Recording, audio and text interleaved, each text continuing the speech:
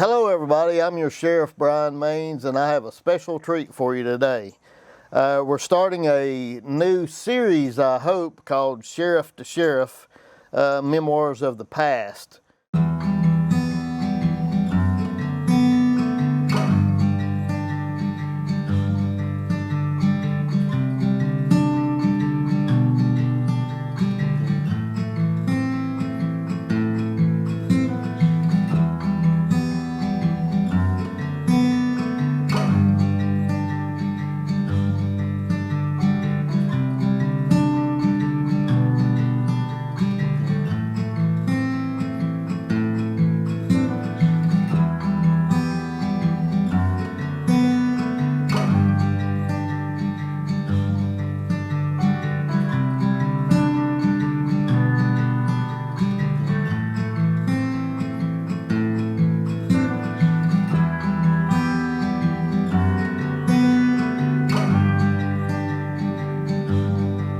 I just want to let you know we're outside. We're trying to social distance as much as possible as we're doing this.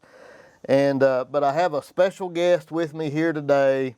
It's former Sheriff Pud Roupe. Is it okay if I call you Pud? Yeah. Okay. All right. So got former Sheriff Pud Roupe is with me today. I'm here at his house, in front of his house, and something interesting is he is the longest living former sheriff in North Carolina. The longest living former sheriff after leaving office in North Carolina. So that's pretty interesting, and I think it's a blessing for me to be able to sit down and talk to him. He was elected 62 years ago in 1958. He left office 58 years ago in 1962. Now, just to put this in perspective, I want you to think about this. Imagine President Donald Trump today sitting down having a conversation with President Dwight Eisenhower. That is the perspective that you need to think about while we're talking today. Isn't that pretty cool that while you were sheriff, President Eisenhower was president? That's pretty cool. Okay, so Pud, I'm going to start out by asking you a few questions, and I hope that this starts jogging some of your memory, and you don't have to do short answers. You can talk as long as you want to. I'm here as long as you want me here today. Okay. All right. So let's go back to the very beginning, before you ran for sheriff. Okay. So what jobs did you have before running for sheriff? What did you do before that? I worked at the funeral home, undertaker. We done funeral service and had to do the ambulance service too. At that time, they didn't have no ambulance service. The funeral home done them.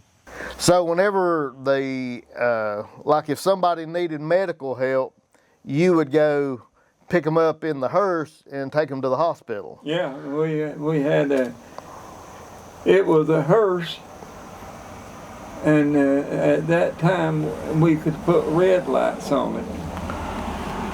We had red lights that went on top that came that way from the factory, and on the funeral we'd take the red lights off. So you could drive in an emergency in the hearse? Mm-hmm. Okay. So that's interesting. What year, do you remember what year they came up with the rescue squad here in Alleghany? No, I don't know. It may have been in the 60s. So before you were elected sheriff, was there any time that you had any of the law enforcement experience or any law enforcement training before being elected sheriff? Well, I didn't know what all the sheriff done before I was elected. Yeah. I thought if you got to be sheriff, you was sheriff only. Yeah. I didn't know that you was tax collector and treasurer of the county. Yeah. Till I was elected sheriff. So what did you do as the treasurer of the county? What was it that you did doing that? All the money was in my name, the county. We had to write the checks, every check from the county, I had to sign it. Okay, so anytime county government had to pay a bill, you had to do it. Yeah, every check. We had a girl that would write the checks. She worked in the Register of Deeds office, and she'd go through and see them. Then when she'd get the checks wrote, she'd bring them to me and I'd sign them. Well, that's interesting. I'm thankful I don't have to do that. Yeah. Yeah. So what made you decide to run for sheriff?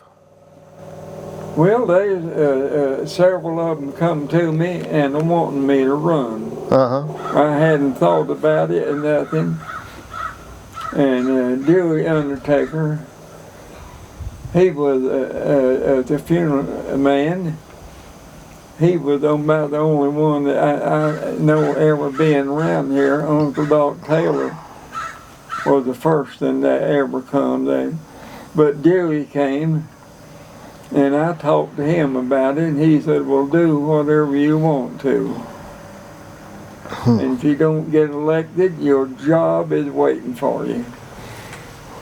Well, that was good to know. So I run and got it. I was a little bit surprised.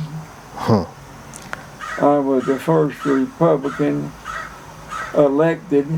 It was 50 years that day that Edwards was elected sheriff on the Republican ticket. Well, so now, who was you running against? Dean Taylor. Dean Taylor? Laurel Springs. Now, was he the sheriff at the time? No. Okay. No, he's just a dairy man, and he filed before I did on the Democrat ticket. So, did the incumbent not run? Well, yeah, there were several run on the Democrat ticket, but he won on in the primary. So he beat out the incumbent in the primary. Yeah. Now, did you have a primary? Mm-mm. Okay. So then you just ran against him in the general election, and okay. Yeah, Dean Taylor. I knew him well. We was good friends. Yeah. And he passed away. We was till he died. Good friends, you know. So, do you remember what the vote was? I don't remember. That would be interesting to know the outcome. Yeah. How close it was. Do you remember how old you were? 30 years old. 30 years old. Youngest sheriff elected in Alleghany County. Still to this day, you are still the youngest sheriff ever elected to Alleghany County. Yep. Yeah, I was born in 1928. 1928. Well, you know, that's history right there in and of itself, you being the youngest sheriff to ever be elected in Alleghany. Yeah, that's really good. And then not only that, so you were not only the youngest sheriff, but you broke the mold too. It was 50 years since another Republican had been elected too. So you broke the mold twice there. So that's pretty good. Yeah. Well, you take when I was elected, it was worse than that earthquake we had here. Was it? The courthouse was jammed full, and I think it was a shaking that night. Some people happy, some people maybe not so happy, huh? Yeah. Hey, going back to after the election, can you tell me about your first day as sheriff? The first thing after elected? Yeah, as soon as you were sworn in, can you tell me about your first day as sheriff? Well, when I was sworn in, I thought they'd give me a badge. No badge. No gun. And no blackjack. I didn't have nothing. So one of the taxi drivers had a warrant wrote, and as soon as I was sworn in, got everything settled, he handed me that warrant. And I said, well, I know the feller well, and I'll go and serve this on him. Well, I didn't have nothing. Lord God, I used to go and getting them and bringing them back in laying down, you know. So I thought, well, good gosh, I got to have something. He might give me some trouble. I come by the house. I'd give my son Mike a little old baseball bat, and I think, well, I'll get that. I throwed it in the trunk, went over there. I read the warrant to the man, and he said, well, I'll be up there sometime. I said, no. This don't work that way. I said, you're going now. Well, he said, I don't think I am. I said, I'm not used to hauling them in setting up. So which should you brother do? Go and laying in the back seat of my car or setting up? So he got in the car and we come on back to town. Oh, goodness. So you didn't have a gun, you didn't have handcuffs. Mm-mm. So but you did have a baseball bat. Mm-hmm. Yeah. So. I didn't have to use it. Well, I'm glad that he came along with you anyway. Yeah. So tell me about the sheriff's office. What did it look like? Who all was in there? Well, I had one girl, and that was my niece, Betty Sothers, Hoyt Sothers' wife. Mm-hmm. And the tax books were laying in the floor. I had a desk over there. She had a desk, and I had a desk. Nothing else, no counter or nothing, you know. Typewriter was on them Underwoods or something, you know. They was, I guess, about the first one made. Ad machine, you use it like this. So the first meeting we had, county commissioners, I met with them. And I said, come up to the office there with me. And they did. I said, there is the tax books are laying in the floor. And here is where all the money comes into this office. I said, look at that ad machine. I said, how can you count up interest on that right there? I have to use a pencil. I said, look at that typewriter. Look at the, we need a desk in here. Well, they said, well, nobody never asked for one. I said, well, I'm asking for all this stuff right now. Mm-hmm. Well, they all agreed. They said, go ahead and get what you done. I had Blevy's workshop to make the counter in there, and it's still up there. I ordered a new typewriter, a new electric ad machine, and all. And the county commissioners was good to work with. How many deputies did you have? Well, I could have had 100, but they didn't get no money. Yeah. Anybody, I had Clint Caudle. And he got $2 every time he served the warrant. Uh-huh. And Click Murphy. Yeah. I finally got him to agree to it, you know. And they had to buy a gun, and they didn't have nothing. Yep. And the sheriff, I am really proud of the sheriff's office today. what all you got. And I was the first sheriff to ever get a paid deputy. No two-way radio. Nothing. So I went to West Virginia and checking on the radio, and they had one over the little DuPont. And I remember what it was, $1,200 and some installed. And I come back and went to the bank, borrowed the money, and called them and told them come and put it in. And I had one in the house here, hooked to that one in the office. And that was worth a deputy or two.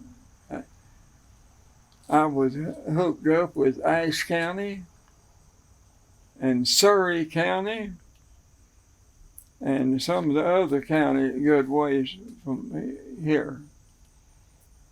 And at that time, the highway patrol, we only had one highway patrol here.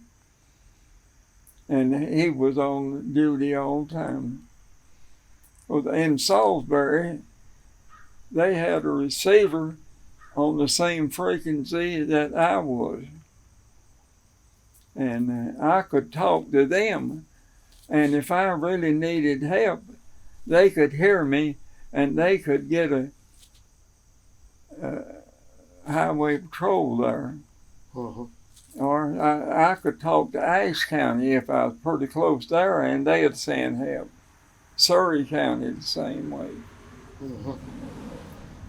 So I kept on and I approached I went and talked to all the county commissioners single, and they said, we think that you should have it. So I met with them and they agreed to pay me for them radios. And that's how I got the radio. And one time I was at Jim Dixon's store, and out there on the other side of the school, Mac Woody, there's some fellers come and they was wanting to whoop him. So he called into the office, and the girl in the office, she called me and said, Mac Woody is needing help. I said, well, I'm going round almost to the schoolhouse down. He lived about 2 or 3 houses on the other side of the school. So I pulled up Mac yard, and he was just coming out of the house. He looked at me. He said, I've just now hung up the phone. Well, I said, well, Mac, I got here quick as I could. So that just shows you what that two-way radio do.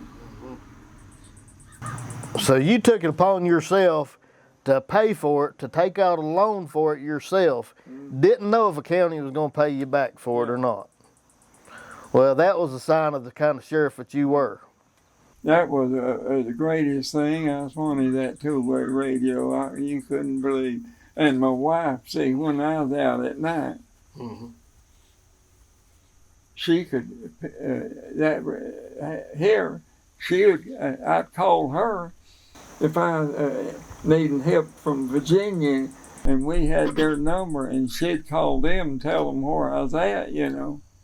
She'd call them on the telephone. So your wife was pretty much the dispatcher. Yeah. So at nighttime, whenever the courthouse was closed, she was your dispatcher if you were out and about. Yeah, and she didn't get paid a dime for it either, did she? Yeah. That's interesting stuff. Yeah. Yeah. So now, during the day though, the calls would come into the sheriff's office. Yeah. And then somebody in there would radio to you if you wasn't there. Yeah. Okay. Now, what if you and your wife were going to church on a Sunday morning and somebody called? How would they get up with you? They just had to wait till I got back in the car or something, Yeah. you know. Yeah. No, and they wouldn't let the highway patrol put a receiver in their car. Yep. Mm-hmm. Yep. What else would she have to do? Like if you arrested a female, did she have any role that she played if you had to arrest a female? No. Well, now if she come up to the office, if that girl couldn't be there, and we would arrest a female and take it there in the office and let her search them, you know. Oh, so your wife she had to work as a female jailer. She had to work as a yeah. We didn't arrest too often many women, and So that's interesting, isn't it? yeah. Yeah. We were talking about the deputies, you know, and when they put the liquor store in, they county commissioners come to me and told me that the town had promised to give them half of the profit. And they said if the liquor store goes in, we'll give you a deputy and raise your salary. See, I only made $3,600 a year. That's it. Furnished my car. Had to buy it. Had to buy my gas. Of course, I'd get $2 when I arrested somebody, and subpoenas and capuses, and we had to claim and delivery papers, a whole lot of them. So the liquor store went in, they gave me a deputy and paid him $3,600 and raised me up to $100 a week. And that was a great help, you know. But we never did get no gas money or nothing. Hey, what kind of car did you drive? Well, I went in and had a Ford. It was a two-tone. Oh, it was a lovely looking car. What year model was it? 58. 1958 Ford. You remember what kind of Ford car it was? No, I don't. It's just one of the nice one, you know. Yeah. So that's what you used to go arrest people in and serve papers in, and yeah. Yeah. Now, did it have a North Carolina tag on it, or did it have a county tag on it? It had a North Carolina tag. They DMV told me that they'd get $1 for the tag, you know. Yeah. And they'd put a permanent tag on. I said, no, I don't want that. It's a regular tag. Yeah. What color was that car? Two-tone brown. Two-tone brown. Mm-hmm. You talked about the liquor store. Was there anything interesting that happened the first night that it was open? Well, when the liquor store went in, it cut down the drunks on the street. I'd say 50%. Is that right? So it cut it down? Yeah, they'd go get liquor and they'd drink it, you know, and didn't want to haul it. But they had the liquor store, you know, and they felt they didn't drink it all at one time. So they had it there so they could use it anytime they wanted to. Yeah. Yeah. Do you have any idea who bought the first bottle?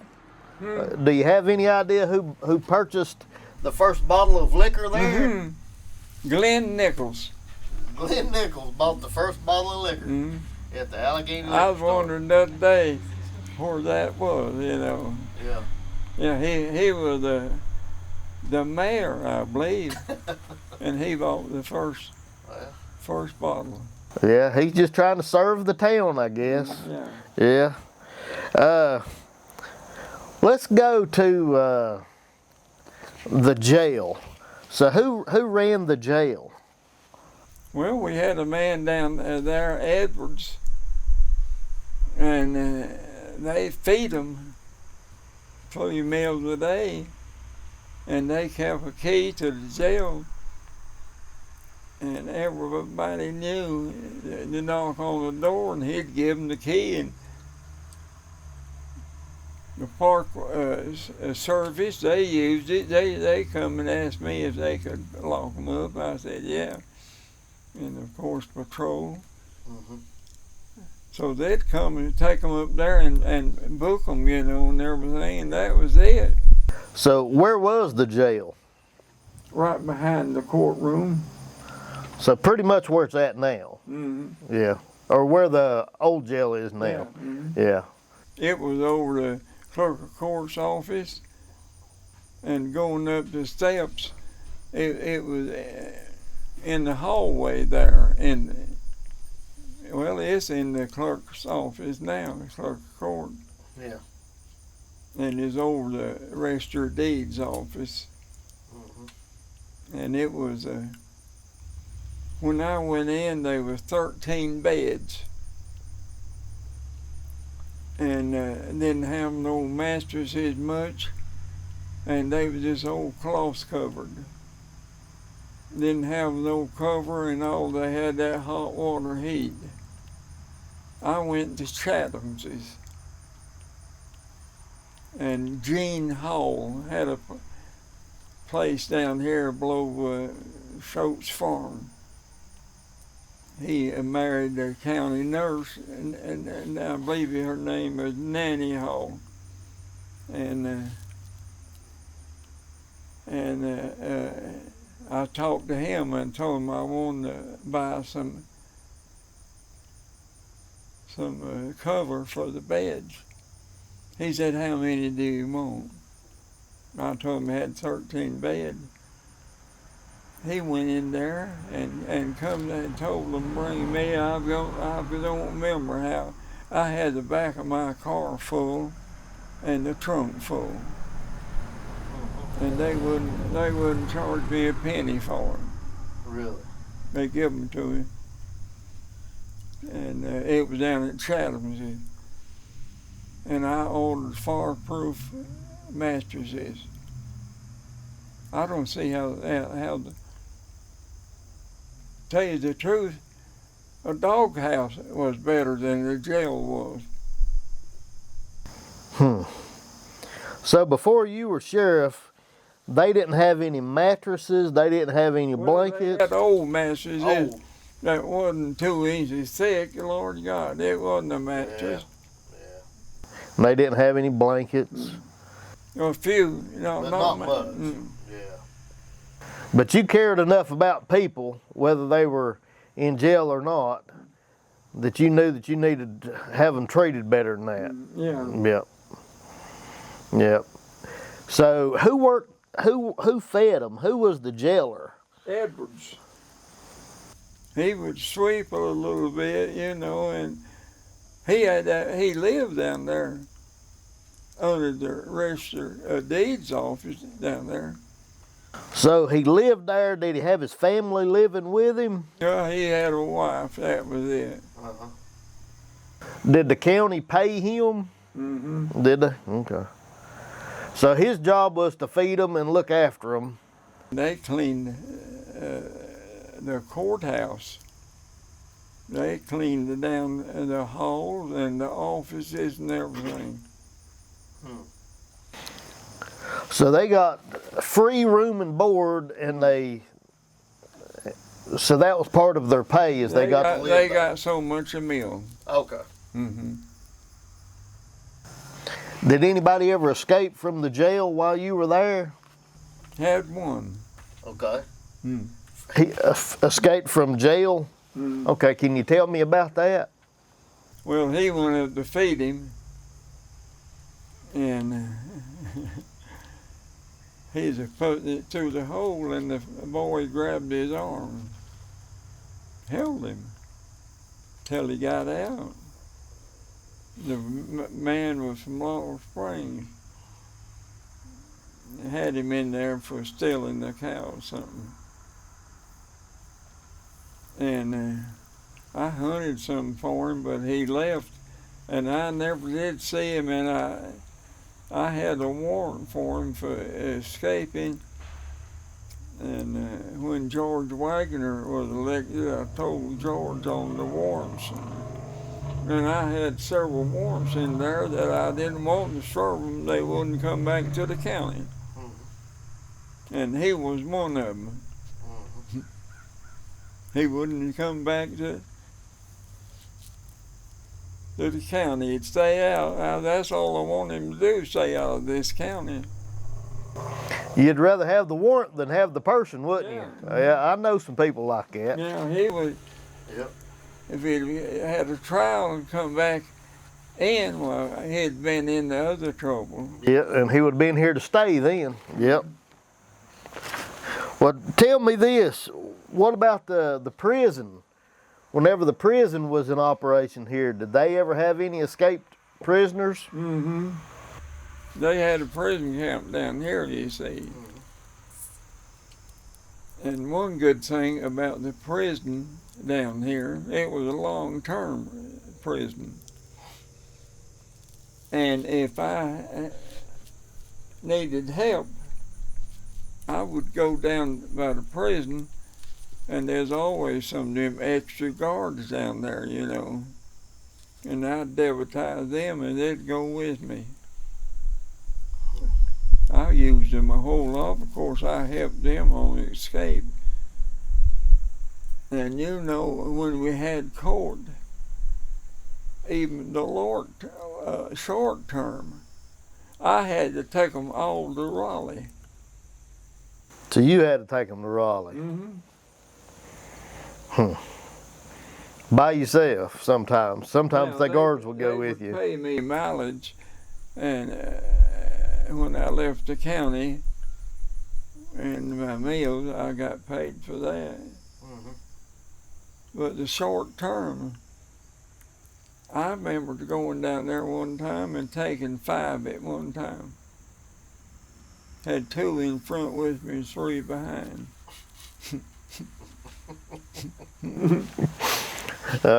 Did they ever give you any problems? Mm-mm. So they was always good to you? Yeah. Yeah, well, good. A lot of times it's probably because you treated them good, you know? So that was good. Tell me about the moonshine stills. Did you have any moonshine stills back in your day? Oh, Lord, that's all. We had plenty of it. Tell me some stories. Well, when I went in the phone rung, people reporting, you know, and I cut up a lot of stills. And the ATU officers, they worked this right here a whole lot. They was over here a whole lot. And we caught a lot of cars loaded. I got to pick up a load of bonded liquor coming out of Washington, D.C.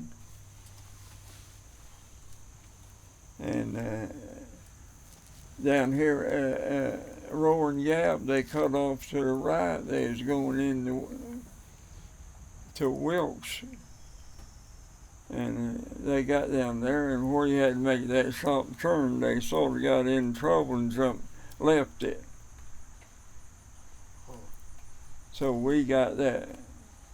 And we took the liquor to the ABC board in Raleigh.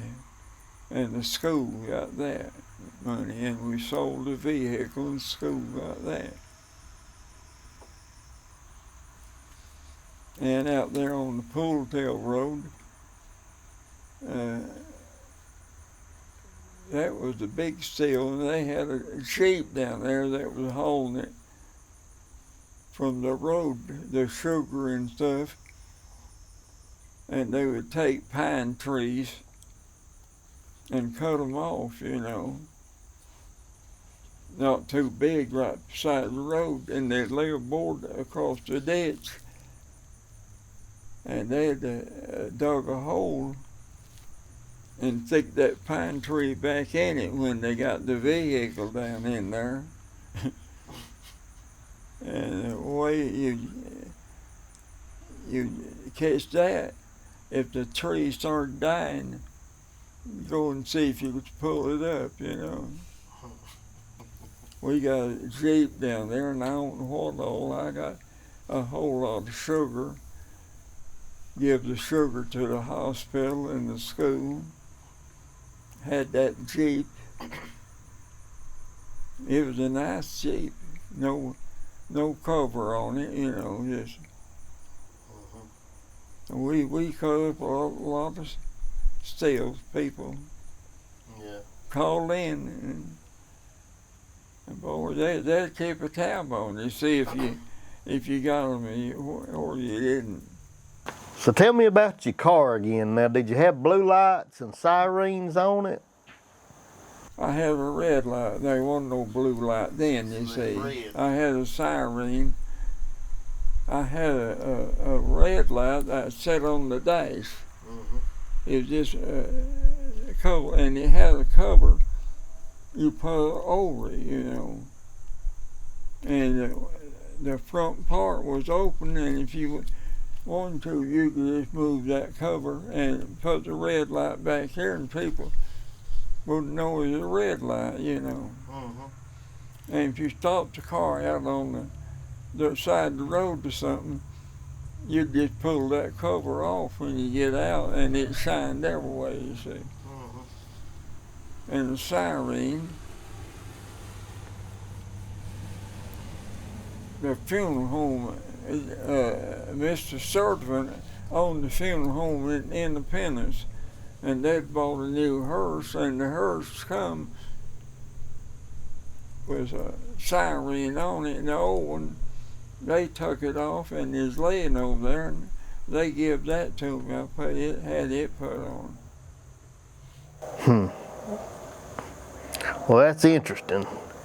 So now, did you ever have to use the light and siren to chase people and things like that? Yeah. Tell me some of those stories. Well, got a call one evening. It was getting late. It was about 5 o'clock or something. A little bit later than that, I guess. And said a man had killed a fella. Go to the Kennedy store and turn right. And I went there and stopped. There's some people standing out. And on the outside of the building at Kennedy's. And I stopped and asked them for sure where that man lived at that got shot. And they was telling me, and here come a car. And they said, that's the man that done it. Well, I took after him. And I had my wrist broke. My hand, I mean, not my wrist. And Click Murphy was with me. And we went through Potato Creek, running him. Then went on over there and crossed over in Virginia. And in Virginia, I just cut my siren off and just followed him, you know. And I followed him out around, and he come back into Ashe County. And when he come back into Ashe County, I had Click. I said, call Ashe County Sheriff's Department. He called them and told them we was on Highway 16, running the man toward West Jefferson. They said, we'll meet you. Well, I'd started around that man, and he'd cut over on me. And I'd back out. and I saw it. I had the headlights on at that time, and I backed off, and I saw the curve. I said, boys, I said, tighten your belt. I said, we're taking him out. And the curve turned to the left. Well, I let him get in that curve, and I was up here right behind him. I cut it down right quick and put my car against his rear wheels and bumper, front of it. And I started pushing. Cut it to the right. I just wheeled it to the right quick. I got him sideways, and we was going down that curve, and he was sideways, and I slammed on the brakes, and when I did, he shot into the bank. So I had my pistol on the left side, and I jumped down on the left side and run to the car window and put the pistol right on the window and told him, I said, get them hands on that steering wheel, I'll shoot you. He put them on there, and we got him out and called the sheriff, and he was on that new 16 over there, and he told where he's at. So we called the Irvins to come and get his car. And I've get now he served, but he hadn't killed the man. They thought he had, but he hadn't. But he was a mean dude. But when I slammed on it didn't tear my car up so hard I could drive it. Any other chases like that you remember? Any other car chases that you remember? Well, I had a few, but they didn't amount to nothing. They stopped, you know. Yeah. Yeah. What about the 100-year county celebration? Were you a part of that? That centennial? Can you tell me anything about that? Well, I was over the sheriff's department was over the parking, and it was a good thing. It was really nice. Closed off the street, and they had dances up there on Main Street. And I know Dallas out there under the red light, and the car hit him, knocked him a little way. It didn't hurt him so bad.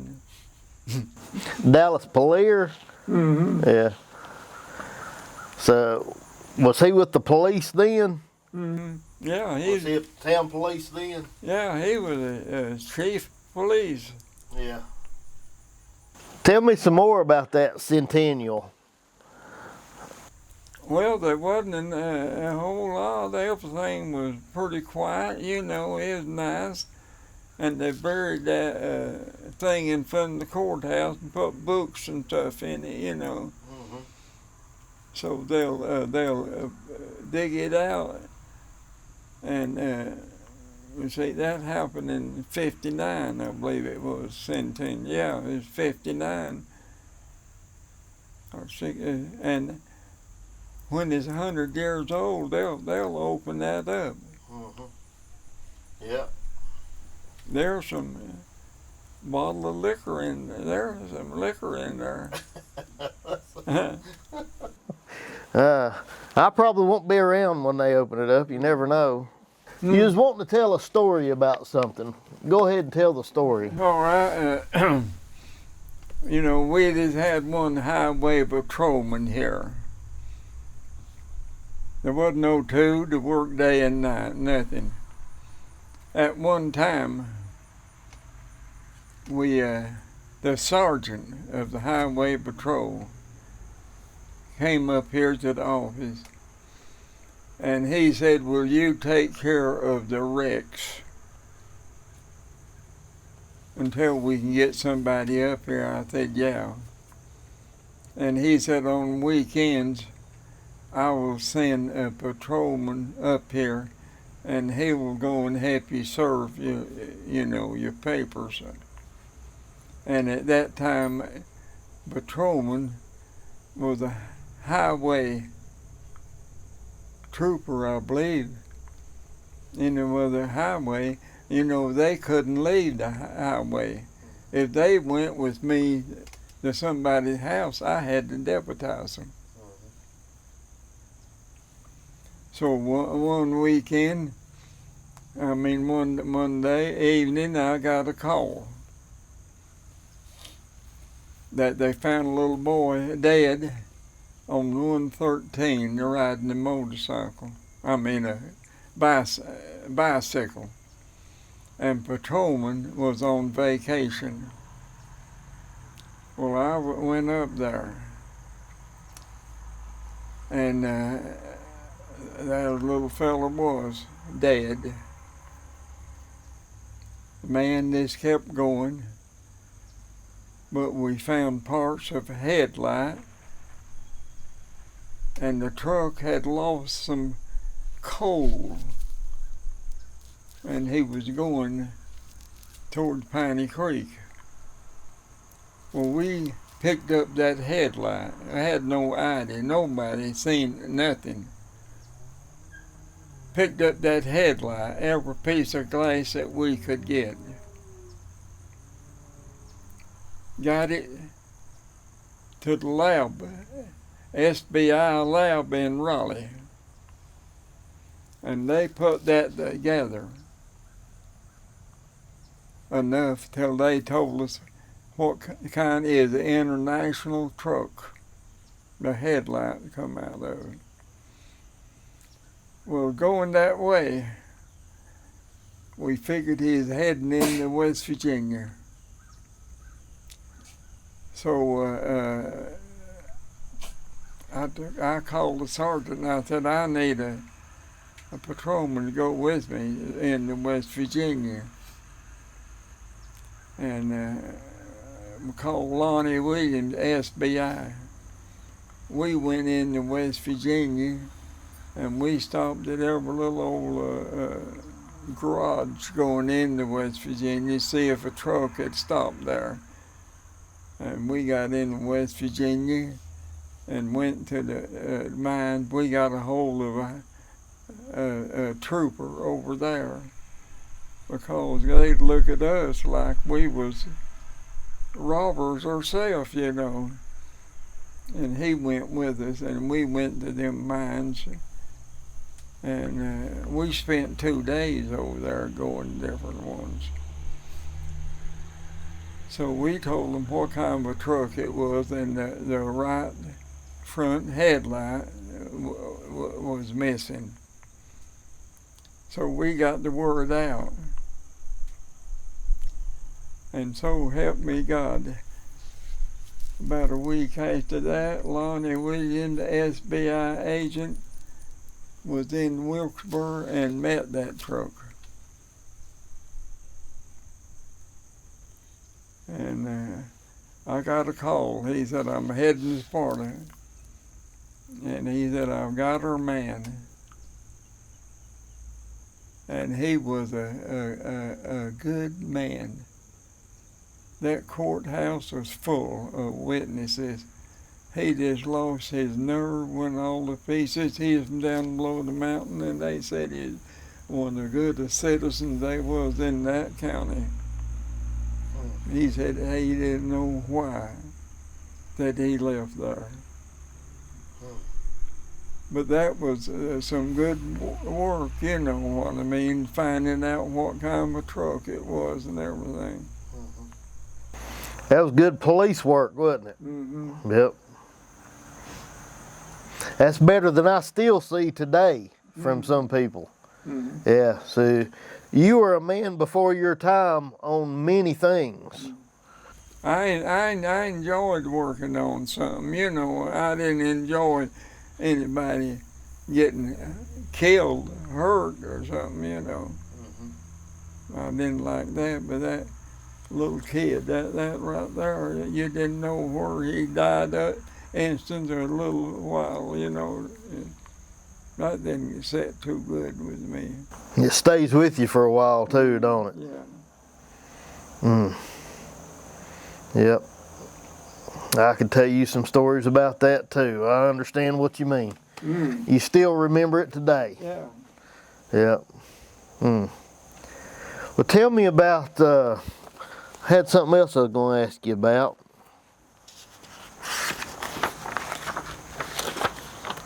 All right, so you were talking about some of the things that bothers you. Can you tell me about some of the murders that you had to investigate?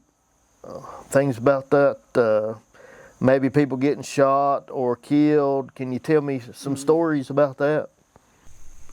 Well, one evening, it was getting dark. I got a call that a man had shot a feller in Laurel Springs just before you get to that overhead bridge at the parkway there. And I went over there, and they knowed the man that done it. He was a hitchhiking. He was from Wilkes County. And they knowed him, and he's a mean man, and he had a high-powered rifle. And he thumbed them boys. There was two of them in the car. They didn't stop, and he shot through the trunk of that car, went through the back seat, front seat, and killed the passenger. And that boy jumped and run as driving, and that fella went on. And they said that he had went on towards, walking towards Ice County, the Wilkes. And patrolman come about that time. They had put it on the radio, and he'd heard it. Well, I usually carried a gun, a big gun in my trunk. I don't know why I took it out or something. And I didn't have nothing but the pistol. So I went back to the motel there and asked them. I said, Johnny Mars, no, Robert, it was Robert Mars. I said, have you got a shotgun? He said, I got a pump gun. I said, get it and bring some shells. And we loaded every shell to go in it. And I got in a patrol car and headed toward the Wilkes County line. And I told the patrolman, I said, if we see him, I'm going out of the right side into the ditch, and you keep the lights on him. And I said, if he raises up, I said, I'm going to start shooting. Well, we went around there, and we saw somebody laying in the road up there. And it was him. So I jumped out of the car, and the gun was laying over there, and I kicked it on the left side of the road and handcuffed him. And that was the man. And he had started shooting in a house over there. It was a Hart man that he shot in that house, I don't know how many times. And the man got out the back door with all of his family and got around to the corner of the house. And when he'd shoot, and he'd start shooting towards the blast of the gun, you know. And I'm getting out how many times he hit that man. And they called the ambulance. They come and got him and hauled him into the hospital. And of course, he died soon as they got him into the hospital over here. And I told him, Hart, I said, don't, ain't no use come in. I said, we'll be back tomorrow and talk to you. So we went back over there the next day. And I'm getting at how many bullet holes there was in that house. And we had a little hearing on it. And that man's son come and testified against his daddy. He said that man shot him, saved me a half and two. Said if he'd come on home that night, said I'd had to shot him. Said that's just the way he was. And the DA was there. We had a little hearing on Saturday. And I told Hart, I said, don't get a lawyer. Don't start paying for a lawyer. And the justice of the peace, he found him not guilty. Come downstairs and the DA said, what'd you do? And told him. He said, you can't do that. I said, well, let me tell you.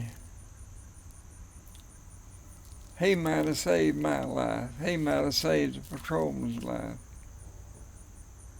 I said, I'm done with it. I said, I wouldn't feel right trying to prosecute a man trying to save his family. I said, you can do whatever you want to. And the FBI man was there with me, and he said, I'm done with it too. So that way that feller got on. And that was just one of the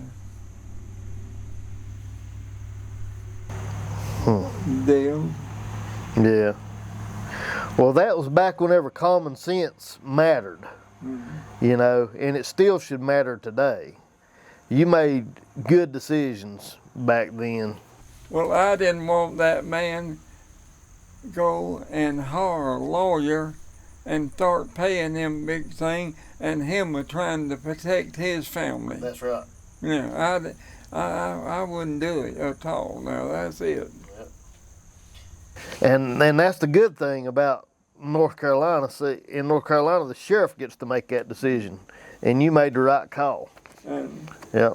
The DA, I never heard another word about that. There wasn't a whole lot they could say. Yeah. Yeah. Any other murders you want to talk about?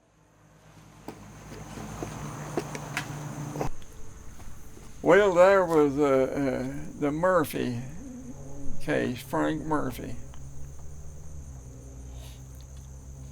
And his wife's brother come up here and talked to me. He said they just left all at once. And he said, I don't know where they went. And said, that ain't like him. My sister. Of course, she was sick and a whole lot about helpless. So he kept on saying there's something wrong. So I called the sheriff in Bel Air, Maryland. That's where he'd usually go. And I told him we had a place where he'd stay when he'd go up there at somebody's house. And I told the sheriff, I said, would you go out there and see if you can find him and see if his wife is with him, and if not, where did he leave her? Well, the sheriff went out there, and in a little while he called me back, said I found him, and he told me that she was with her sister in Low Gap. Well, me and her brother headed to Low Gap. They said, we ain't seen her. Don't know a thing about her. And so I went back. We come back, and I called the sheriff again. I said, she ain't there. Go back and see what you can find out. He called me back again and said, well, I forgot. I took her toward Dobson down there, to her sister down there, and we went down there, and they said, Lord, we ain't seen her, but don't know where she is.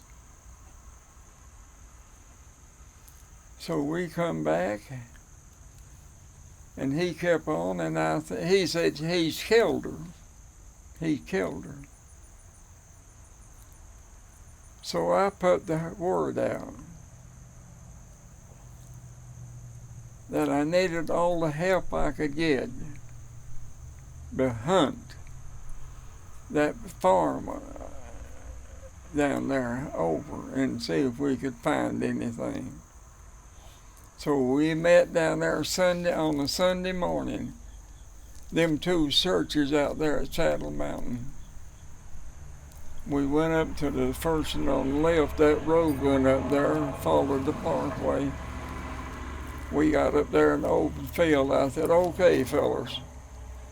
I said, let's get a line here. Everybody we got, and there was a bunch of people there. And I said, if you get a stick or something, and you see a little fresh dirt, I said, see if you can find out what it is.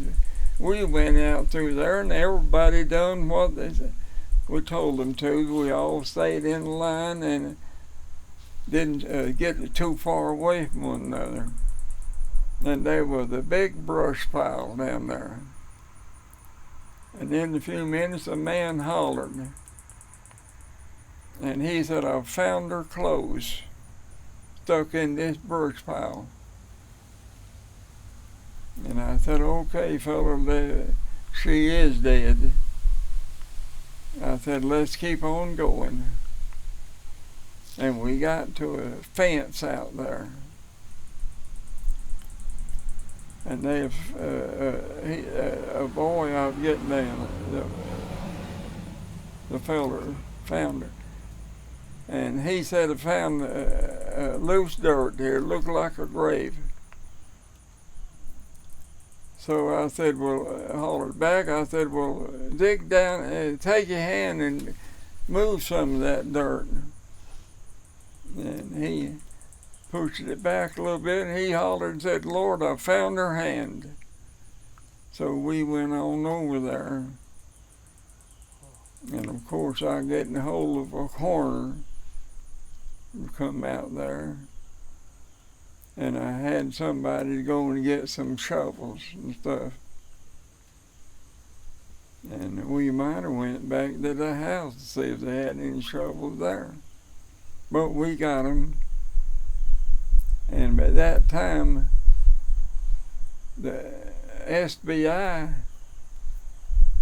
Lonnie Williams, they picked it up on the radio, you know, what we'd done. And we, here he come, and me and him got down in there and dug it out. And by that time, the coroner was there, and the hearse was there. Loaded her on the hearse, and I come straight back to the courthouse and called the sheriff in Maryland and told him if he would go back out there. I said, I'm getting a warrant right now for murder. We found his wife buried. And I said, go back out there, and if he's still there, I said, arrest him. He went out there, and called me back. He said, well, when he seen us coming back, said he got under the bed and we found him under the bed.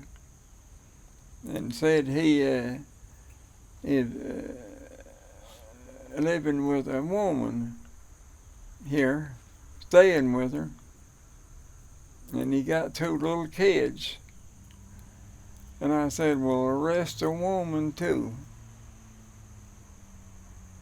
I said, I'm getting a warrant, and I said, we're as soon as we can get ready, we're leaving here.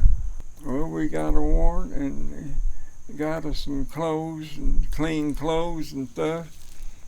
And Lonnie had to go, he lived in Alleghany, he had to go to Alleghany and back. And we went up there, went to the sheriff's office. The sheriff, I knew well, personally. And he said, who do you want to see first, the woman or the man? I said, bring that woman out first. And at one time, before I went to work at the funeral home, I was foreman at the Beta Shoe Company. They brought that woman through the door. Helen Matthews. I said, what are you doing in here? She said, that's what I want to know. She worked for me up there in Maryland. A good working woman. And I told her what had happened. She said he hadn't told me nothing, said he'd left her down there with some of her people, and said, I did not know nothing about this. And I know that she was always truthful to me when she was working for me and everything. And I told the sheriff to let her go. Told her I was sorry that she had to be locked up, and she said, I understand it. And they brought the man out, Murphy. And when he come out, I said, Frank, I said, we have found your wife now. We know everything. If you want to tell us the story, we're here to listen. But whatever you say can and will be used against you in court. Well, he said, I'll tell you the whole thing. He said she was there and said she was hollering at me all morning and said I was in there washing dishes and she'd want me to come in there and I'd come in there. And he said I'd just get back in the kitchen, she'd be hollering again. And he said I went back in there that little rope was laying there. And he said I just grabbed that up and put it around her neck and said I held it too long. And he said that's how she died. And the next morning, we took him to the judge there, Judge Day. And getting a waiver, to bring him out of the state. And he said, well, I'll sign it if you agree to take the kids with you. I didn't say a word, not one thing. I didn't open up my mouth. And the judge said, well, are you ready to sign this? He signed it. And he said, now my kids is going with me, ain't they? Judge said, wait just a minute. He said they didn't agree to that. Said they did not open their mouth. So the kids can't go. I wasn't bringing them kids down here, you know, and nowhere to go, and they could get them in a place up there. And that's, there's a Brandy girl got killed out there not too long. Well, no, it was a good year, a good while back. I remember it. And I asked him, I said, you don't tell us about that. And all he'd say, I'm in enough trouble. I mean, that's all he'd say. He wouldn't say nothing else. So. Pud, you were talking about that you knew the sheriff up there. How did you know him? How did you know the sheriff in Bel Air, Maryland? Well, I used to live up there, and I know some of the deputies, you know, there. So you got acquainted with him while you lived up there? What years did you live up there? In the 40s. In the 40s? Yeah. So I guess during those bad times you had to go up there to work. Yeah. Well, or your family had to go up there to work. Yeah. Yeah. All right, so other than like the murders, what story stands out the most in your mind that you want to make sure that the people know about? Well, the biggest thing that I never had many jobs in my life, but I enjoyed two jobs that I had that I really enjoyed, and that was funeral director and the sheriff. But I enjoyed doing the sheriff, really did. But I am really proud of the sheriff's office now, with the way they handle it and the deputies they've got and the job they're doing. I'm just so proud of the. In fact, I'm proud of all the officers in Alleghany County. I think they're all doing a good job and everything. And but when I was sheriff, I really enjoyed it. Now that's the truth. I loved working on cases. Can you think of any other cases that you want to talk about? Not right off, I don't now. I swear I don't. Have you know of anything that? Well, there was another murder that maybe happened while you were sheriff that you hadn't talked about yet. Oh, that was a woman up there on 113. Barker, I believe. I get the name. But some of them said they hadn't seen the man's wife in I don't know how long.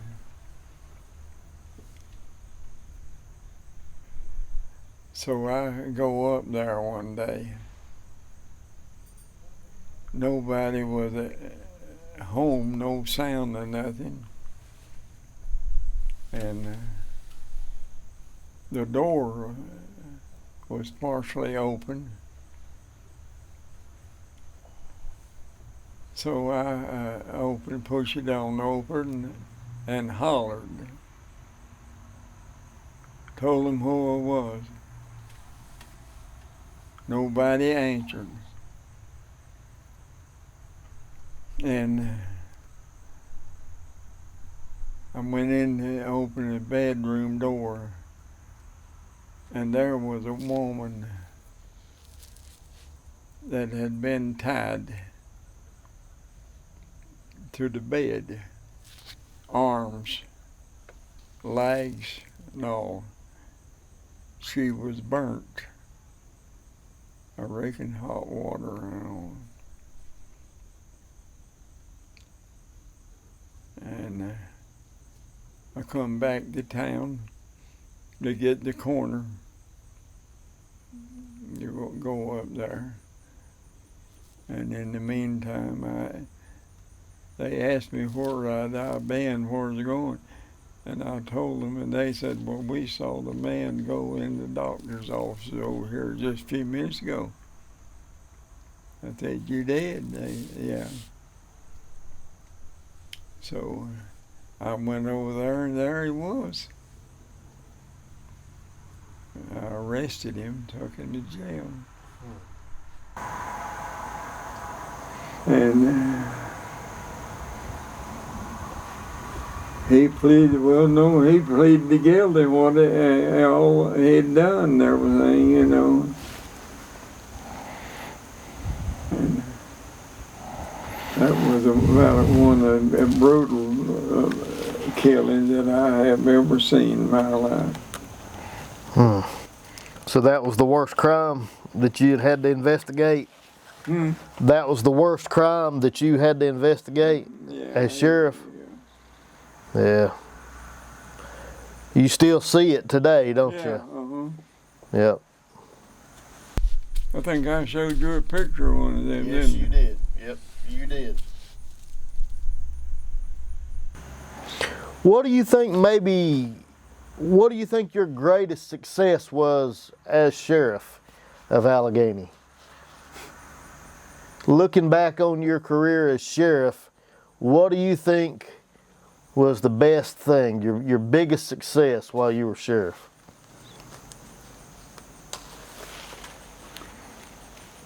To tell you the truth, I don't think of what I have been.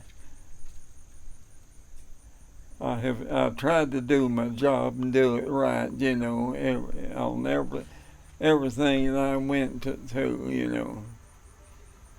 And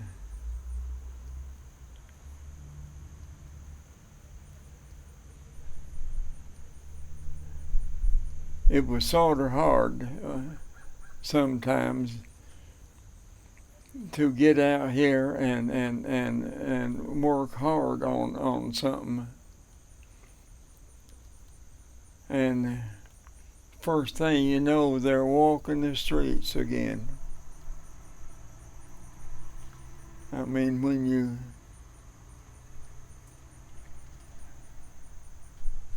but you know, the whole time that I was sheriff, I never lost a case in court. Never. But what I'd do, I'd study over a lot of stuff, and if it's on the borderline, you know, I'd give them the benefit of the doubt, you know. Yep. And I was awful careful while I was sheriff that I would try somebody, maybe, arrest them, and send them to the prison, and they wasn't guilty. That was my biggest. Now that was my biggest trouble. I didn't want to cause anybody to go to the pen, serve time, ruin their name, everything, and them not be guilty. I just couldn't stand that.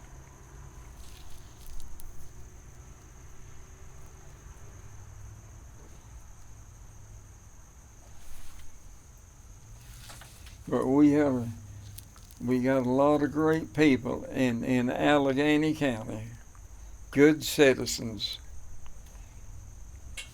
I had a lot of help from the citizens. I wanted it to be a safe county. And that's what I worked hard for.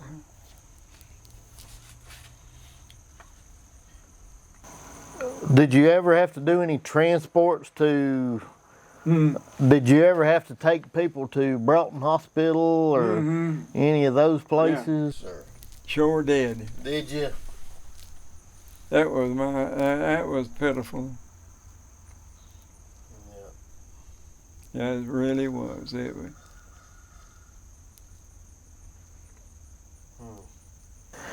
Yeah, it's hard on people, isn't it? It is. I mean,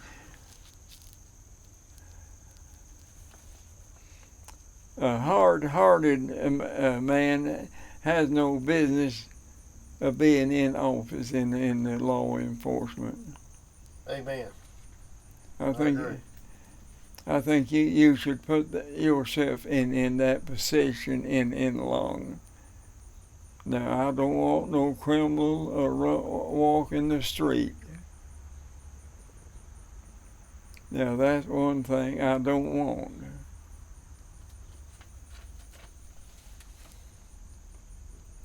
But there are people out here, they'll do little things and not mean it maybe.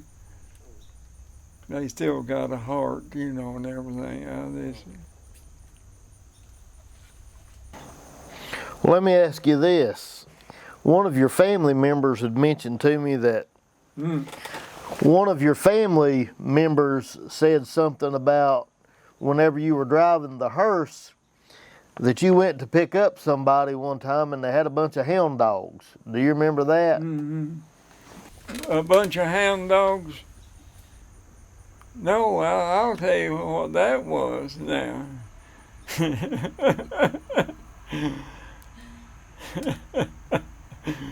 I went to bring somebody from the hospital home.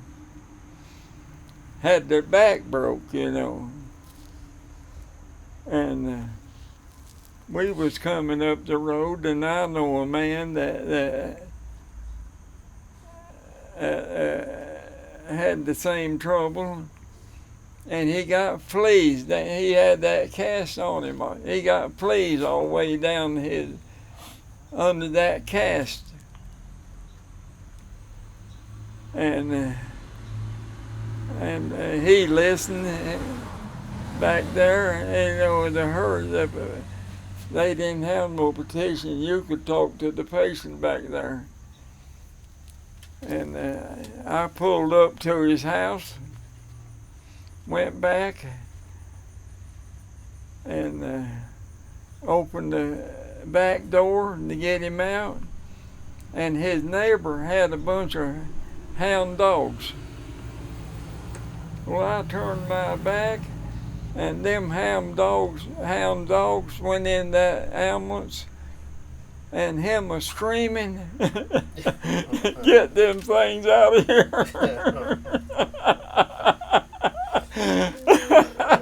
That's hilarious. Lord have mercy. Jesus, the thought is they have fleas too. Oh, that's good stuff. Hey, whenever you had to arrest somebody and you did you ever have to take their car as evidence? Did you ever have to take somebody's car as evidence of a crime? What about, where did you store your evidence at? Like if you had to take something off of somebody for court, where did you have to keep that? Well, I kept it here. Yeah. So your evidence room was right here at your house. Yeah. I had that one little office up there, and that's it. Yeah. So that was right there where the first door on the right when you go in the courthouse. Yeah. So you didn't have an evidence room? No, no, didn't have nothing. Yeah. So whenever you were elected sheriff, your house pretty much became the sheriff's office, pretty much. Yeah. With the exception of that one little office space. Them steps on the right, you know, you go around there and the door. I'd keep some stuff under them steps, you know. Yeah. So tell me later, like near the end of your term, did you run again, or did you not run again? No. No, I didn't. My wife was working. She worked at Haines's. Was what I was drawing. Hadn't been for her helping, you know what I mean. Yeah. Just like the cars. I capture liquor and stuff, you know. I kept them right down there in the driveway. Had nowhere to put them. So you had to keep them at home. Yeah. Yep. Well, Lord God, if I'd went to the place and had them stored, well, there wouldn't have been no use to even keep them, you know. You'd pay more for. Yeah. Well, that's interesting. Is there any other stories about being sheriff that you want the people to know? Well, not as I can think of right now. If you had to tell me some kind of advice for me to be a better sheriff, what would you tell me to be? What would you tell me to do? Well, Brian, I haven't really heard nothing bad about you. Now, I'm just going to be honest with you. I haven't. And the job that you're doing, I don't know any advice that I could give you. You're doing a good job and everything, and that I'd rate you as high now. Oh, I appreciate that. Now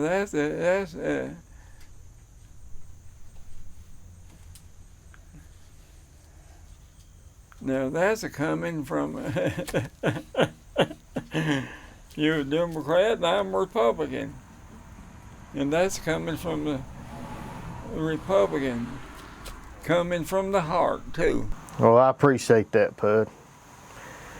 You know, and I know that you feel the same way that I do, that parties don't mean anything to a sheriff.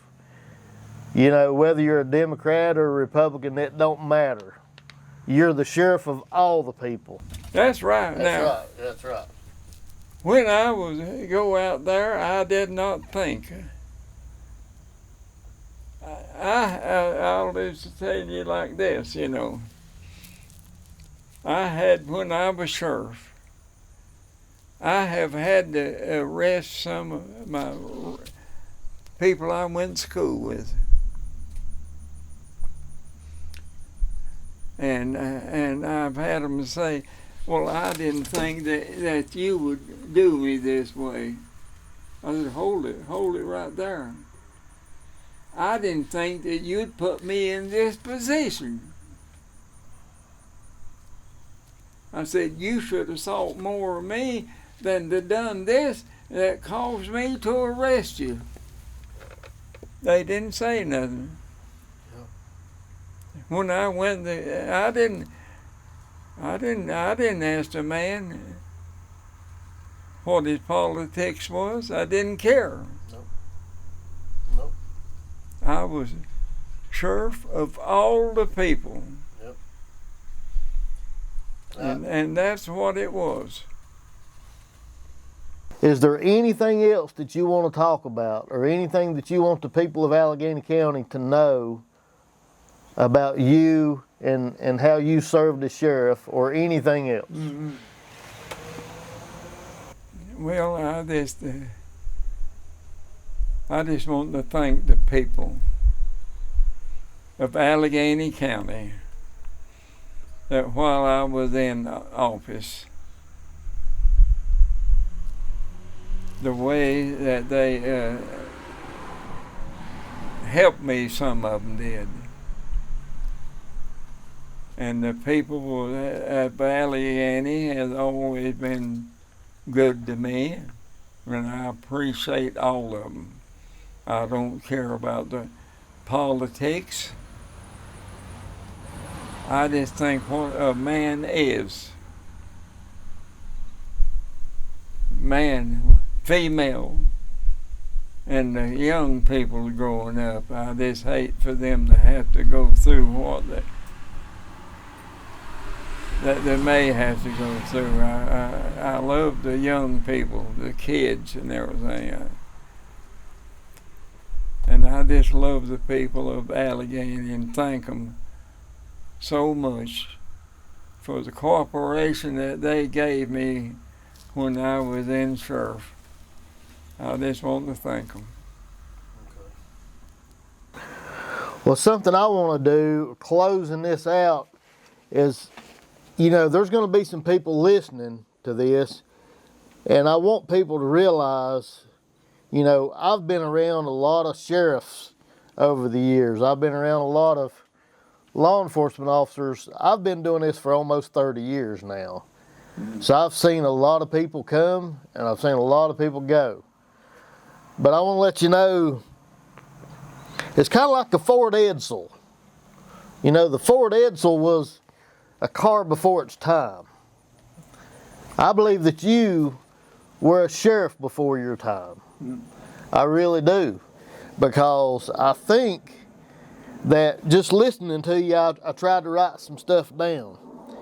You know, you didn't have to go to a lot of, you know, constitutional law classes and all these other schools, but I'll tell you what you did do. As soon as this jet goes by. But what you did do was you were methodical in your thinking. You tried to make sure that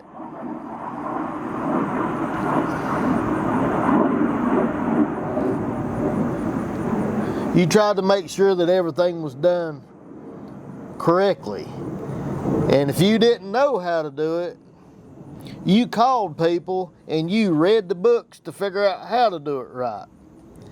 Now, to me, that's more important than any education that law enforcement can get today, is just to care enough about it to look into it to see if you were doing it right and to make sure that you did it right.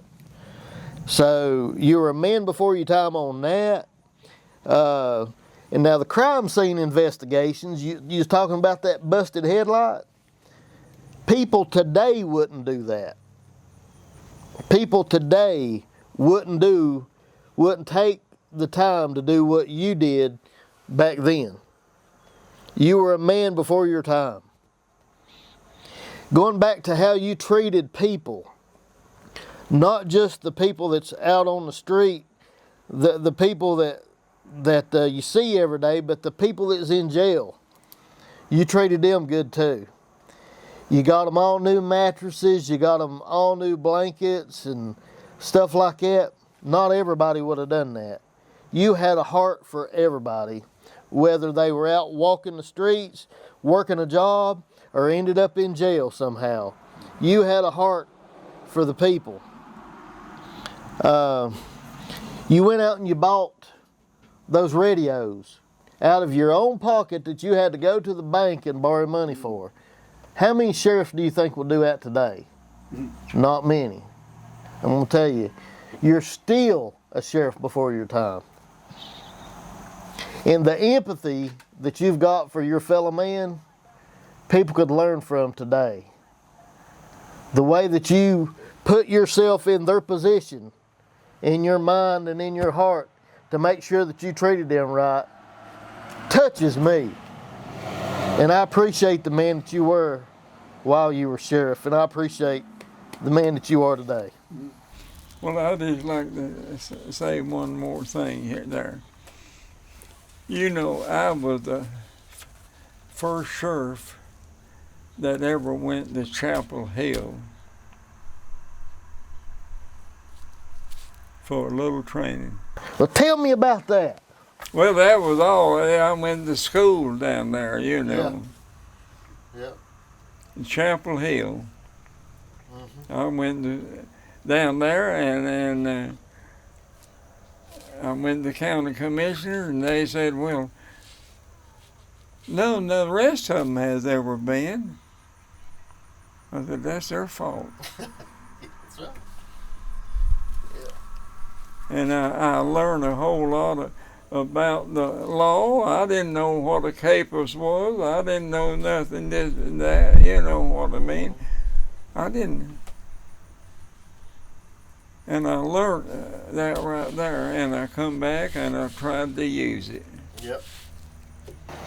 But look how much you changed the sheriff's office while you were there. Mm-hmm. Before you went, look at what it was, and then while you were there, what you made it into. So I think you're the one that started the ball rolling, moving the sheriff's office in the right direction to begin with. Yeah, so you did a good job. Well, I'll tell you, by all accounts. I used to go to the sheriff's convention stuff, you know, and I was ashamed to tell them. I heard other sheriffs talking this and that, and I wouldn't say a word. You know, I was ashamed of it. Yeah. That they didn't put no effort in it, you know, or nothing like that. It just didn't spend no money much on it, and but it's all worked out, and they're up to date now, so that's. But I'll have to ask. The sheriffs is one that put a little pressure on them to get so and so. Mm-hmm. So you went to the Sheriff's Association meetings? Mm-hmm. Yeah. Where did you have to go to them? Mm-hmm. Where did you go to those meetings? Well, the different places, you know, they had them back yonder when they'd have a meeting. There's Asheville, went to Raleigh a time or two, and there's different places, you know. Yep. Well, they're getting ready to do their 100-year. The Sheriff's Association is getting ready to do their 100-year celebration. Mm-hmm. Yeah, so I'm going to send this to them too. I'm going to send this to the Sheriff's Association and let them see it.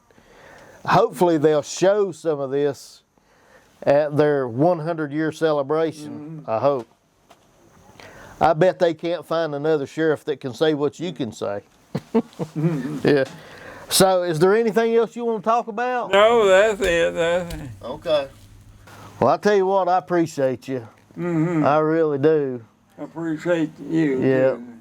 And if we can ever do anything for you, you let us know. And if you come up with some more stories that you want to talk about, now you let me know. All right. All right?